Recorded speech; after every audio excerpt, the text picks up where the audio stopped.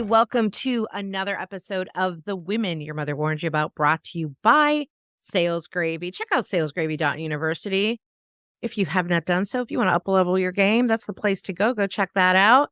I am so excited to jump into today's episode because I've got a guest on the show who is, you want to talk, she calls me a beast. I think she's a beast. She is a military recruiter, an Army, specifically U.S. Army military recruiter, and she's a woman. So, of course, she should be here. She was in one of my training sessions because I do work with the military and giving them some sales skills for getting out there and getting enlistments. And I loved her vibe in one of my training sessions. And I was like, hey, I think you should come be on the show. And she just instantly said yes. So I'm super excited to welcome Staff Sergeant Amber McMahan, right? Sergeant McMahan. I'm not going to call you Staff Sergeant for the rest of this episode. I'm going to call you Amber if that's cool with you.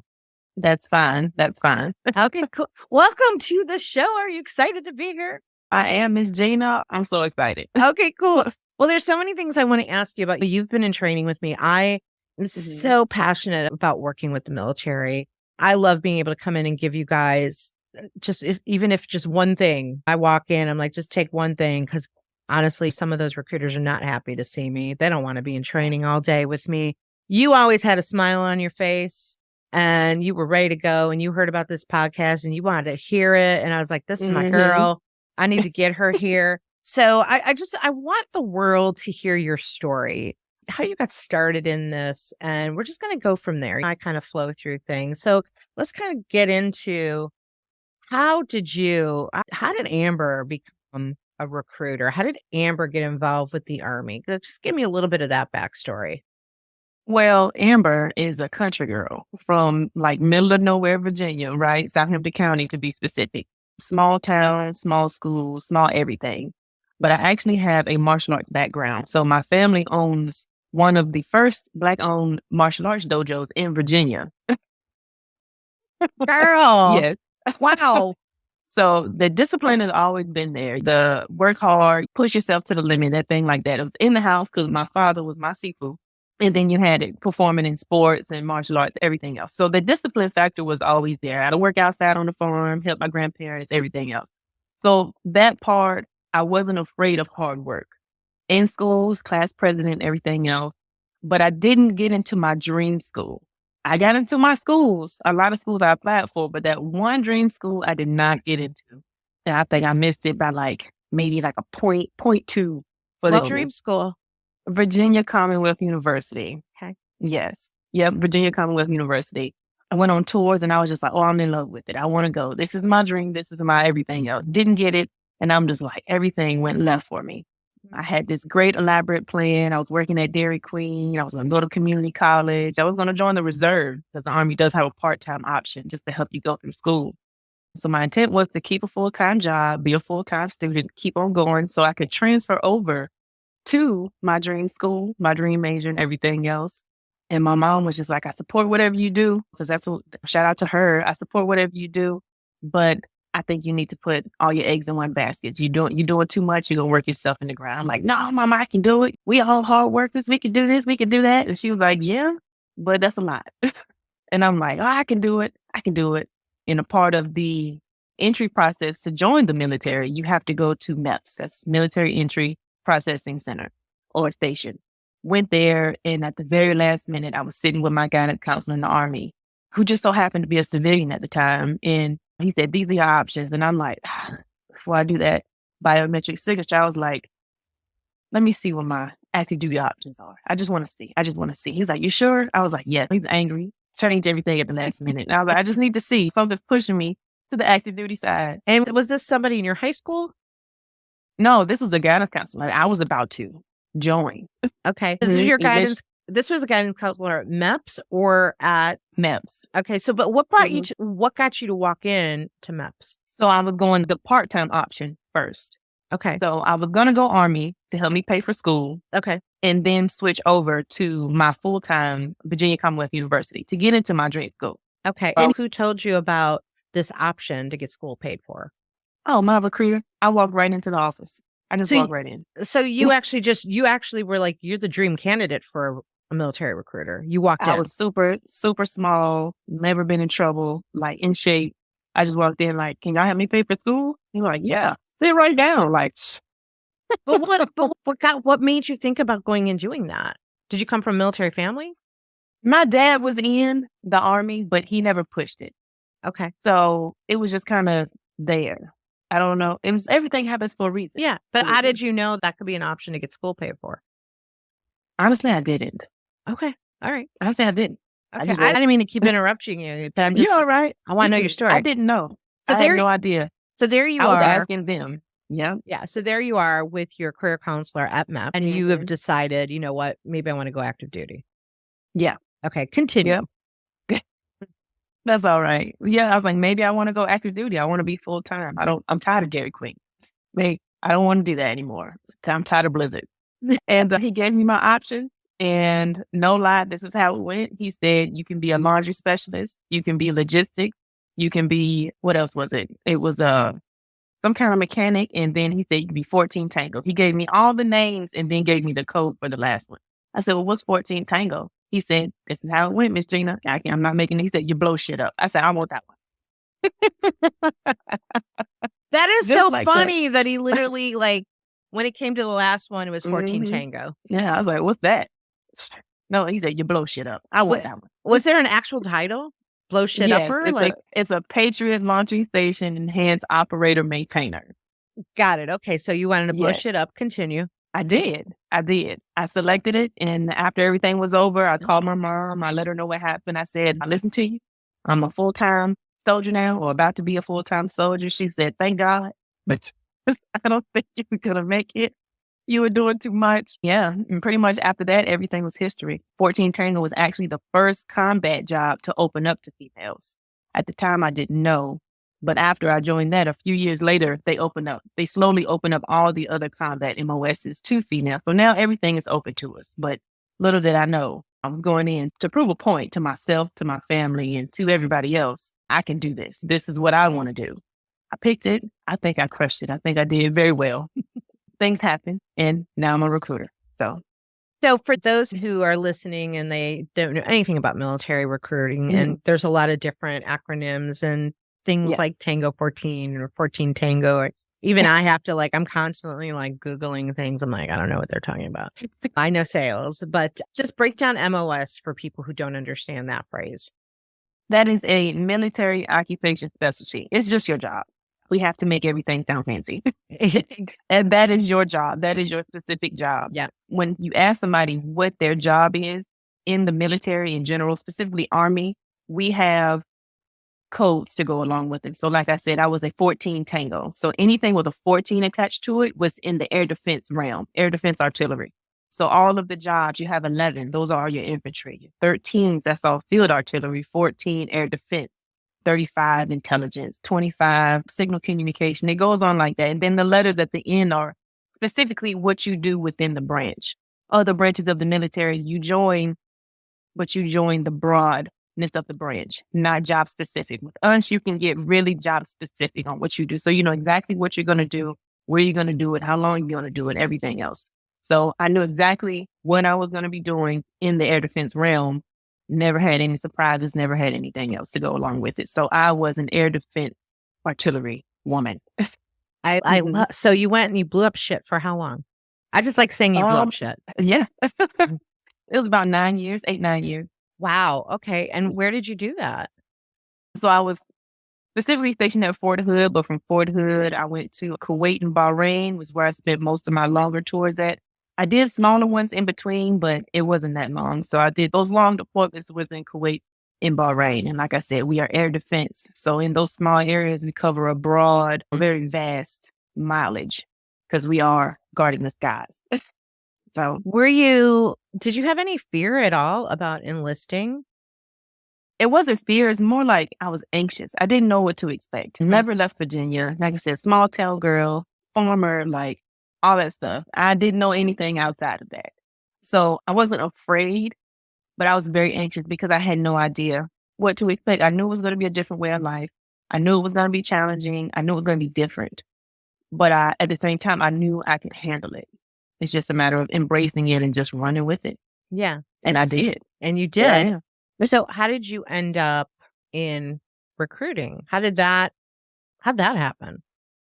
Okay. So I joined the Army straight out of high school. 18th birthday, I was like, I don't need parental consent. I'm going to do it. I'm going to do it. I did it and I left, and here I am. I have 2 kids now, 9 and 10. So things change. Things change. I'm married. I wasn't married then, no children then. So had all of my great, wonderful time blowing shit up and everything else. And things change. That's a very high tempo job. So every other year you're gone, training, you're gone. Those kind of things you have to train, because when it comes time for real life scenarios, you have to act. So with all of the rotations and everything else that we had to do as a mom, in my personal preference, it wasn't family friendly. Although I was having a great time and I was learning a lot, I feel like I was touching lives, being that positive leader and everything else that a lot of people didn't have or they wanted to have, or just being different, because I'm not a by the book type of person. I lead how I feel. I take care of my people. They call me Mama Mac. They used to call me Mama Mac because I didn't play. And everybody knew. If you need something, go Mama Mac. She got you. But we did all of that. And then just having kids and everything else in my last deployment was just it took a toll on my babies. And that's when I knew I needed to make some sort of change. I started training to be what we call a career counselor, right? We have a career counselor and we have a recruiter. They're both career counselors, but when you're in actual, let me rewind it back. Remember what I said about the MOS code? So we have a 79 Romeo and a 79 Sierra, 79R, 79S. I'm a 79R, right? The R's deal with civilians. The S's deal with soldiers. I was training to be a 79S. I love soldiers. I love taking care of soldiers. I love those disgruntled soldiers that are just angry and just forget this, forget that. This person made me mad. That person made me mad. I bring them in. Come in. Tell me what's really going on. You can't just say, F the Army because one person made you mad. That's not how it works. You're going to get your feelings hurt in the civilian world because they'll just say, oh, you're fired. And that's it. So just bringing them in. And I really enjoyed that when I started doing that and actually started helping people kind of navigate through their careers in the Army, letting them know all the options that they weren't aware that they had. I was like, this is my calling. I was like, this is it. This is it. This is where I can counsel people. I can help them. I can really make a difference in somebody's life. I can really make a difference. And I started doing that. And I got a call from my branch manager. Like I said, that 14 is in control by one person. They were like, hey, you want to be a recruiter? I said, I guess so. Let me give it a try. So that's when I was a detailed recruiter at first. I was still a 14 series, but it was kind of a special duty. I was only supposed to do it temporarily. And after a year, the recruiting person that's in charge, branch manager, was like, hey, do you want to become a permanent recruiter? And I'm like, I don't know. Let me think on it. Went home because my husband is also in the Army. He was a detail recruiter with me. We were recruiting in Dallas together. And I said, well, I got this option. Do you think I should do it? Do you think anything else? And he was like, well, you're really good. All this other stuff. And I'm like, yeah, just going with the flow. So I made the change because weighing out the pros and cons, I don't have to deploy. I don't have to go to training as much and things like that. I still have to go to training, but nowhere near as often as I did being in my previous field. I love what I do. I'm still making a difference. I'm still helping people. I'm still touching lives just from the beginning part of a career. I'm helping people get their careers initiated, get their college benefits started. I'm really and truly like going from people struggling to, okay, now they're comfortable because they're in a guaranteed career now. So that part is still satisfying to me. And I still reach out to soldiers and stuff and I help them along because we have soldiers in our office all the time. Not really, they come in on by mistake because they come in looking for the 79 S's. There's no 79 S's over there. We're 79 Romeos, but we'll help you either way. So I still get to itch that too. So that is awesome. And you do actually work with recruiting prior service. That's another piece of it, right? Right. Getting them to come back. Yeah. And so, oh man, what happened? And that one person made him mad. And I'm just like, you should have talked to me before. But it's okay. We got you. You're here now. So you switch over to recruiting. And how long have you been doing that? 3 years. Okay, so you've been doing it 3 years, and how's that been? Because the last 3 years in this world haven't been easy. Let's just talk about recruiting in general, because this podcast is about sales. Yes. And what's your overview on being a recruiter and the skills you have to use? So being a recruiter is not easy, but it's not hard either. So one of the pointers that you talked about in your training that I talk about all the time is the 90-day turnaround, right? 30 days of work, 90-day turnaround. That's when you'll really see it. But for us, we have to do it all the time because even though that 30 day you put in, you're going to see the 90 days, you have to keep putting in that 30 days. So how we teach it is if you plan on only being here temporarily, you put in those 30 days of work. Your second and third year here, because it's a 3-year temporary assignment, you don't really have to do much of anything because all your follow-ups and everything else is going to start trickling in. I'm going to call you. Oh, I remember you sent me a text message 6 months ago. Things changed in my life. Let me call you back and stuff like that. So it's not a hard job. We do have obstacles to overcome, but you just have to be able to manage your time. And when you do put in the work properly. You can't half tail stuff. You can't half tail stuff. You have to do it. You have to do it properly. And you have to really focus and grind when you do. You don't have to put in 8 hours of work a day. You really don't. You really don't. We're in the office from 0900, which is 9 a.m. to 1700, which is 5 p.m. Those are our business hours. Out of all those business hours, you really only have to give about 3 to 4 hours of that work. The other ones, whatever. You can do your prospecting within those few hours. It will reap the benefits later. So being able to keep people on task, stay on task yourself, because you have squirrel moments all day long. It's people walking in and out of your office and I'm in the middle of doing something. It's like, what did you say? What was that? What's that question that you had? All day long, all day long. That part for me is hard because like I said, I'm always trying to help people. I'm always trying to make the process easier for everybody else. And being that 79 Romeo, that 79R, I'm technically the subject matter expert. So I'm going around helping and still trying to finish my to-do list at the same time. Well, I love that you share that because I've been in training with you and I work with the Army a lot. And not every recruiter has the same mindset that you do, quite honestly, right? No. It's refreshing to hear you can get this done in a few hours. You can get this done in 8 hours. I've heard recruiters and salespeople in general, right? Down in general, that there's not enough time in their day. They can't get it all done. What do you want me to focus on? And they kind of whine a little bit about it. But you're kind of saying you're kind of debunking that and saying this is doable. So for those that would push back and go, Amber, you're wrong. Mama Mac, you're wrong. What would be your advice to them on how you're able to actually get it accomplished in an 8-hour day? You have to be able to manage your time. You have to be able to delegate tasks because we get tasks all day long. And I'm guilty of saying there's not enough time in the day because some days they're over just like that. You feel like you got zero done, but you've been running around like a chicken with your head cut off all day long. There are those days, but for the most part, you have to be able to write your list. You have to be able to say, these are my no fails. We call them glass balls. These are my glass balls for today. The rest are rubber balls. If I drop it, it's going to bounce right back. I can do it tomorrow. You have to be able to identify those. You have to. If you don't identify those, you're going to be scrambling all day long. So and those glass balls are going to drop. You got to get the glass balls done. What are your glass balls? It changes every day.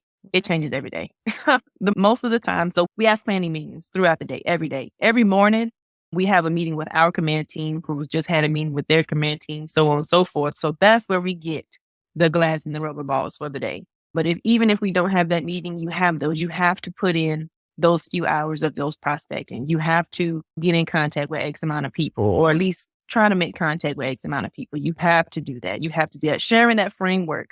Use the framework that you're doing when you're doing these phone calls, you're sending those text message, emails, whatever the case may be.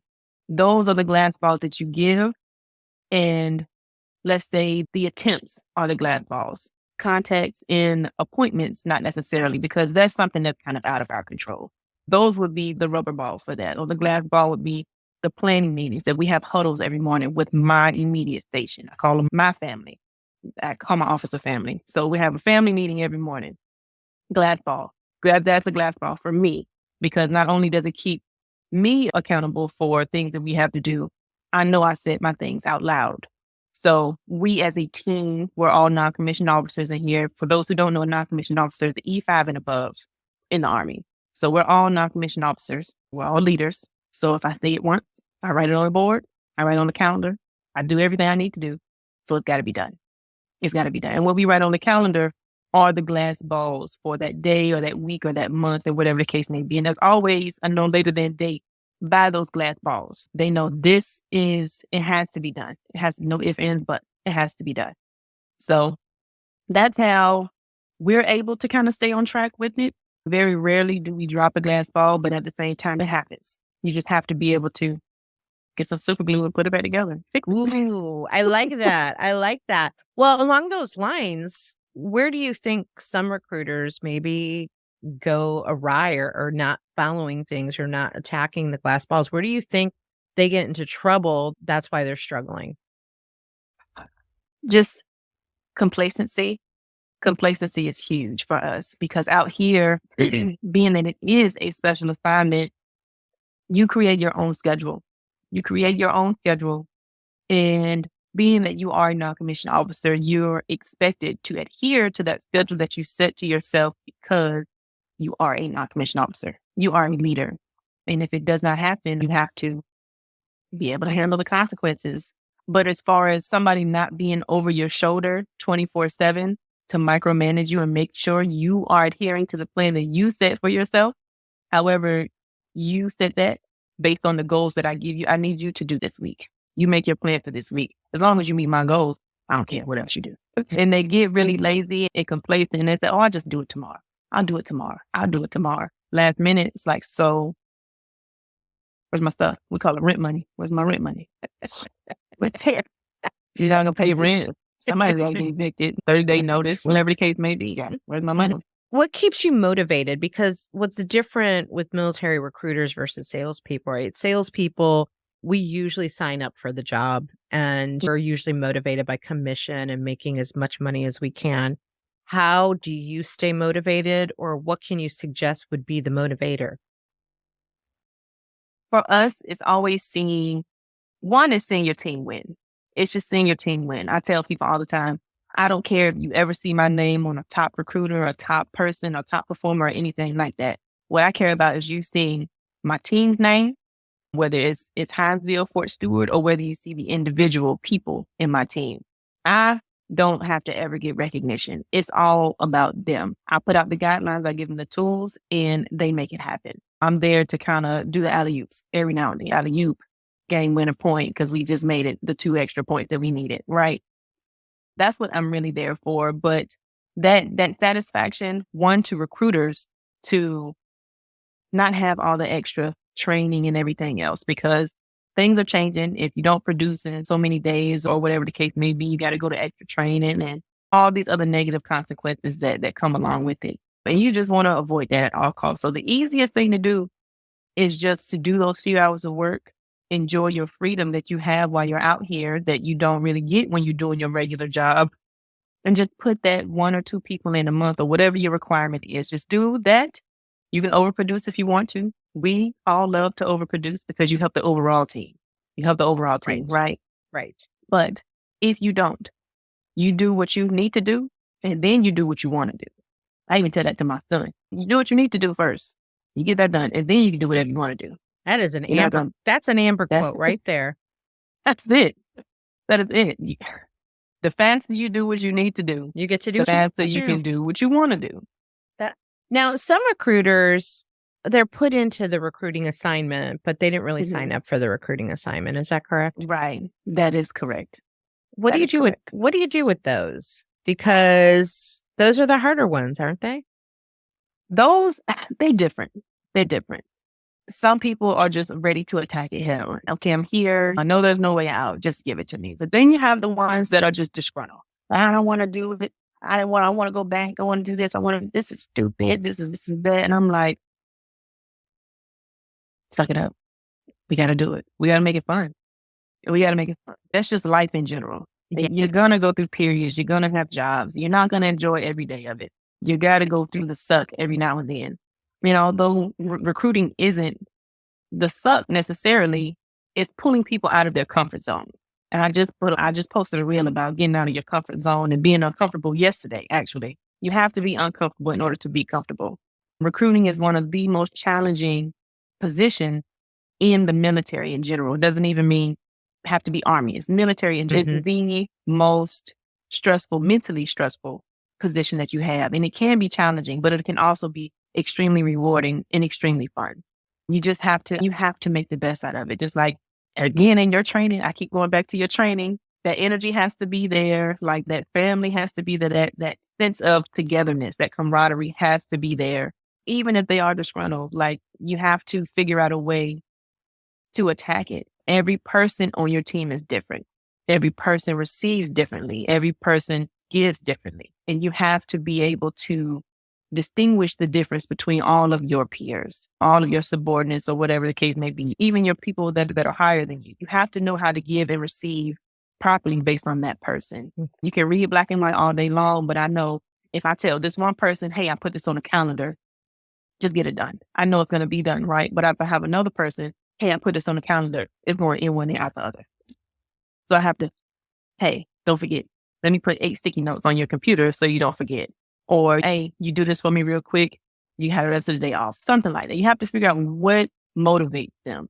What do you want? What do you want? What do you need from me in order for you to perform like I need you to perform?